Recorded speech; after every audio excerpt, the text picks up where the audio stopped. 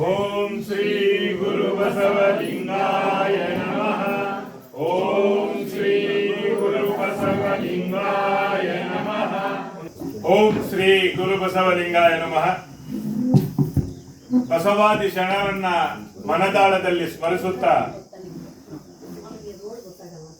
891ನೇ ಬಸವಣ್ಣನವರ ಜಯಂತಿಯನ್ನ ಉದ್ಘಾಟನೆಯ ಸಂದರ್ಭದಲ್ಲಿ ಈ ದಿನದ ಅಧ್ಯಕ್ಷತೆಯನ್ನು ವಹಿಸಿರತಕ್ಕಂತಹ ಶರಣು ವಿಶ್ವ ಫೌಂಡೇಶನ್ ಸಂಸ್ಥಾಪಕರಾದಂತಹ ಡಾಕ್ಟರ್ ವಚನ ಕುಮಾರಸ್ವಾಮಿ ಅವರೇ ಹಾಗೂ ಈ ದಿನದ ಧ್ವಜವನ್ನ ಪತಾಕಿ ಎತ್ತರಕ್ಕೆ ಬೆಳೆಯಲಿ ಎಂಬ ಸೂಚನೆಯನ್ನ ಧ್ವಜಾರೋಹಣ ಮಾಡಿದಂತಹ ಡಾಕ್ಟರ್ ಯಳವರುಂಡಿ ಸಿದ್ದಪ್ಪನವರೇ ಹಾಗೂ ಶೈಲಜಾ ಸಿದ್ದರಾಮಪ್ಪನವರೇ ಹಾಗೂ ವಚನ ಫೌಂಡೇಶನ್ ರವರ ರೂಪಾ ಕುಮಾರಸ್ವಾಮಿ ಅವರೇ ಹಾಗೂ ಜಿಲ್ಲಾ ಅಧ್ಯಕ್ಷರಾದ ಅನಿಲ್ ಕುಮಾರಿ ವಾಜೇಂದ್ರಿ ಅವರೇ ಹಾಗೂ ಇಲ್ಲಿ ನೆರೆದಿರತಕ್ಕಂತ ಎಲ್ಲ ಬಸವಾಭಿಮಾನಿಗಳೇ, ಎಲ್ಲರ ಮನದಾಳಕ್ಕೆ ಶರಣಾರ್ಥಿಗಳನ್ನ ಅರ್ಪಿಸುತ್ತೇವೆ. ಬಂಧುಗಳೇ, ನಾವು ಬಸವ ಜಯಂತಿಯನ್ನ ಆಚರಣೆ ಮಾಡ್ತಾ ಇದ್ದೆ. ಬರೀ ಬಸವ ಜಯಂತಿಯನ್ನ ಆಚರಣೆ ಮಾಡಿಕೊಂಡ್ರೆ ಬಿಟ್ರೆ ಸಾಕ, ಅಥವಾ ಆ 12ನೇ ಶತಮಾನದಲ್ಲಿ ಆ ಶರಣಾದ ಪ್ರಮುಖರು ಏನ್ ನಮಗೆ ದಾರಿಯನ್ನು ತೋರಿಸ್ಕೊಟ್ರು ಅದನ್ನ ನಮ್ಮ ಮನದಾಳದಲ್ಲಿ ಇಟ್ಟುಕೊಂಡು ನಮ್ಮ ಜೀವನದಲ್ಲಿ ಅಳವಡಿಸಿಕೊಂಡು ನಮ್ಮ ಜೀವನವನ್ನು ಬಸವಾದಿ ಶರಣರ ತತ್ವದ ಅಡಿಗೆ ಕರ್ಕೊಂಡು ಹೋಗುವಂತ ಚಿಂತನೆಯನ್ನು ಮಾಡಬೇಕಾ ಅಥವಾ ಬೇಡ, ನಾವು ಈ 21ನೇ ಶತಮಾನದ ಲೌಕಿಕದಲ್ಲಿ ಯಾವ ರೀತಿ ಇರ್ತೀವಿ ಆ ರೀತಿ ನಾವು ನಡ್ಕೊಂಡು ಹೋದರೆ ಸಾಕ ಅನ್ನುವ ಜಂಜಾಟಕ್ಕೆ ಈ 21ನೇ ಶತಮಾನದಲ್ಲಿ ತೊಡಗಿದ್ದೇವೆ ನಾವು ಬಂಧುಗಳೇ. ಯಾಕೆ ಕಾರಣ? ಇದಕ್ಕೆಲ್ಲ ಯಾರು ಬಸವಾದಿ ಶರಣರ ಕಾರಣರಲ್ಲ, ನಮ್ಮಗಳಿಗೆ ನಾವೇ ಕಾರಣರಾಗಿದ್ದೆ. ನಾವು ಏನು ನಮ್ಮ ಬಸವಾದಿ ಶರಣರನ್ನು ದಾರಿಯನ್ನು ಅಳಿಸ್ಕೊಟ್ರು, ಅವರೇ ನೀನ್ ಕಾಯ್ಕ ಮಾಡಬೇಡ ಅಂತ ಏನು ಎಲ್ಲೂ ಹೇಳಲಿಲ್ಲ. ನೀನ್ ಬರೀ ಯಾವಾಗ್ಲೂ ನನ್ನನ್ನೇ ಧ್ಯಾನ ಮಾಡ್ತಾ ಕೂತು ಅಂತಲೂ ಎಲ್ಲೂ ಹೇಳಲಿಲ್ಲ. ಹೇಳ್ತಾರೆ, ಕಾಯಕದಲ್ಲಿ ನಿರತರಾಗಿದ್ದರೆ ಜಂಗಮ ಬಂದರೂ ಮರೆಯಬೇಕು. ನನ್ನ ಕಾಯಕವನ್ನ ಚಿಂತನೆ ಮಾಡ್ಕೊಳ್ಬೇಕಾಗಿದೆ. ನನ್ನ ಕಾಯಿಕ ಹಿತ್ರ ತಾನೇ ಬಾಕಿದೆಲ್ಲ ಬರೋದು. ಕಾಯಿಕ ಹಿತ್ರ ತಾನೇ ಆರ್ಥಿಕ ಮುಗ್ಗಟ್ಟೆಲ್ಲ ಹೋಗಲಾಡಿಸ್ಲಿಕ್ಕೆ ಬರೋದು. ಕಾಯಿಕ ಹಿತ್ರ ತಾನೇ ನನ್ನ ಜೀವನವನ್ನ ಚಿಂತನೆಯ ಬಗ್ಗೆ ಎಳೆದುಕೊಂಡು ಹೋಗೋದು. ನನ್ನ ಆರ್ಥಿಕತೆ ಮುಗ್ಗಟ್ಟನ್ನು ಹೋಗಲಾಡಿಸ್ಬೇಕು ಅಂದ್ರೆ ನಾ ಕಾಯಕದಲ್ಲಿ ನಿರತರಾಗಲೇಬೇಕು. ಆದರೆ ಆ ಕಾಯಕದ ನಡುವೆಯಲ್ಲಿ ನಾವು ಬೆಳಿಗ್ಗೆ ಎದ್ದಾಗ ಅವತ್ತಿನ 12ನೇ ಶತಮಾನದಲ್ಲಿ ನೀರಿಗೆ ಬಹಳ ಅಭಾವ ಇತ್ತು. ಈಗ ನಾವು ನಲ್ಲಿ ತಿರ್ಗಿಸಿದ್ರೆ ನೀರು ಮನೆಯಲ್ಲೇ ಜೊರ್ರ ಅಂತ ಬರುತ್ತೆ. ಅವತ್ತಿನ ದಿವಸ ಯಾವುದೂ ನಲ್ಲಿಗಳಿರಲಿಲ್ಲ.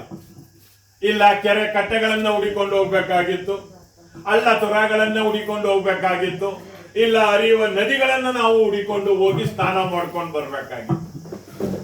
ಅದಕ್ಕೆ ಆ ಶರಣರ ಚಿಂತನೆಯನ್ನ ಏನ್ ಮಾಡಿದ್ರು, ಆ ಶೇಖರಿಟ್ಟ ಒಂದು ಬಿಂದಿಗೆಯ ನೀರಿನಲ್ಲಿ ಮುಖವನ್ನ ತೊಳೆದುಕೊಂಡು ಬೆಳಗ್ಗೆ ಎದ್ದ ತಕ್ಷಣ ಮುಖವನ್ನ ತೊಳೆದುಕೊಂಡು ಭಸ್ಮಧಾರಿಗಳಾಗಿ ಒಂದು 5 ನಿಮಿಷ ಅಥವಾ 10 ನಿಮಿಷ ಅಥವಾ 15 ನಿಮಿಷ ಅಥವಾ ನಿಮ್ಮ ಟೈಮಿಗೆ ಸಂಬಂಧಂತೆ ವಚನಗಳನ್ನ ಹೇಳ್ಕೊಂಡು ಶಿವನ ಪೂಜೆಯನ್ನ ಮಾಡಿಕೊಂಡು ಲಿಂಗ ಪೂಜೆಯನ್ನ ಮಾಡಿಕೊಂಡು ನೀವು ಕಾಯಕಕ್ಕೆ ಹೊರಟ್ರೆ ನಿಜವಾಗ್ಲೂ ನಿಮ್ಮ ಕಾಯಕ ಯಾವ ರೀತಿ ಯಶಸ್ವಿ ಆಗುತ್ತೆ ಅನ್ನುವುದನ್ನ ನೀವು ಜೀವನದಲ್ಲಿ ಅಳವಡಿಸ್ಕೊಂಡು ನೋಡ್ಬೇಕಾಗಿದೆ. ನಾನು ಯಾಕೆ ಅಂತ ಹೇಳಿದ್ರೆ, ನಾನು ಹುಟ್ಟು ಸೋಂಬೇರಿ ಆಗಿದ್ದೆ. ನಾನು ಹುಡುಗನಾಗಿದ್ದ, ಯಾರು ಮನೆಗೆ ಸ್ವಾಮೀಜಿಗಳು ಶರಣರು ಬಂದ್ರೆ ಬಿದ್ದಿ ಓಡೋಗ್ತಿದ್ದೆ. ನಾನು ಸ್ವಾಮೀಜಿಗಳಿಗೆ ನಮಸ್ಕಾರ ಮಾಡ್ಲಿಕ್ಕೆ ಹೋಗ್ತಿರ್ಲಿಲ್ಲ. ನಾನು ಏನೋ ಅದನ್ನ ಒಂದು ಪ್ರಭಾವನೋ ಅಥವಾ ತಂದೆ ತಾಯಿಗಳು ಮಾಡಿದ ಪ್ರಭಾವನೋ ಅಥವಾ ಏನು ಅಂತ ಗೊತ್ತಾಗ್ಲಿಲ್ಲ ನನಗೆ.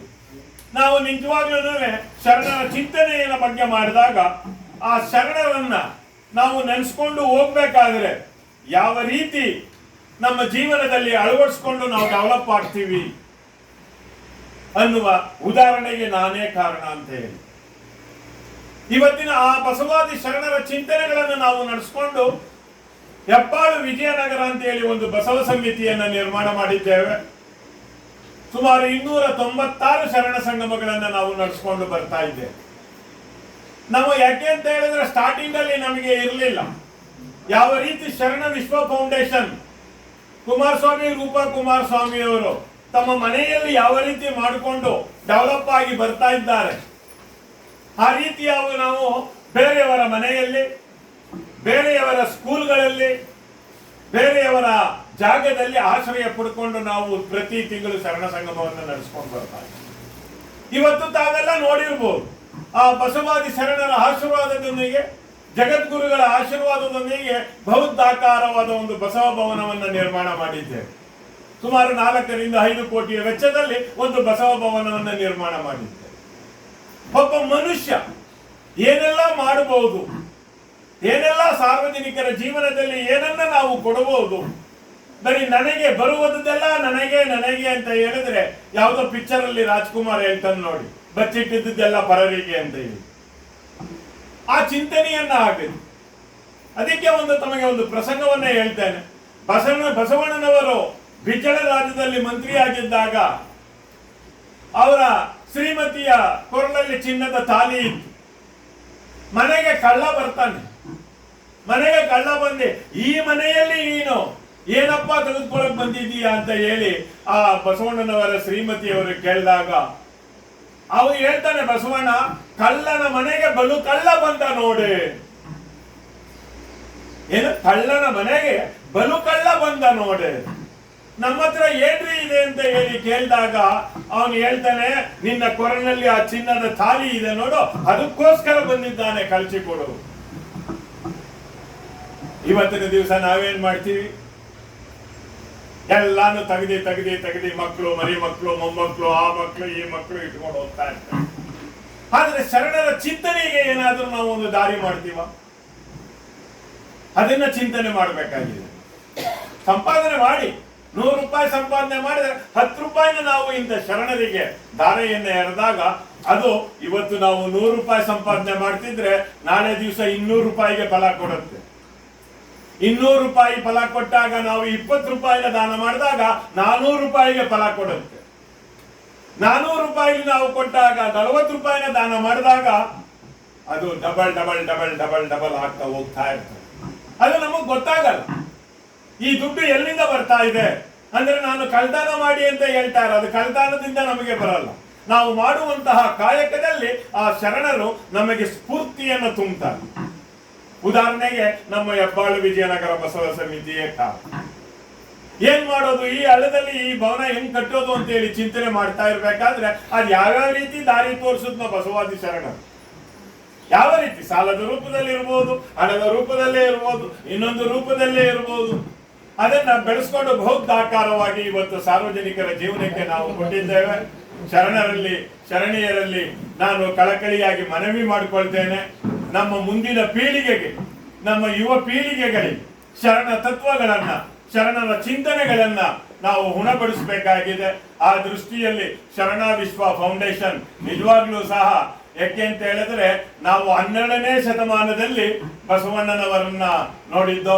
ಈ 21ನೇ ಶತಮಾನದ ಕಲಿಯುಗದಲ್ಲಿ ನಾವು ಬಸವಣ್ಣವ್ರನ್ನ ಮತ್ತೆ ಅವರ ಶ್ರೀಮತಿಯವರನ್ನ ನಾವು ಕುಮಾರಸ್ವಾಮಿ ಅವರು ಮತ್ತೆ ರೂಪಾ ಕುಮಾರಸ್ವಾಮಿ ದೃಷ್ಟಿಯಲ್ಲಿ ನಾವು ಕಾಣ್ತಾ ಇದ್ದೇವೆ.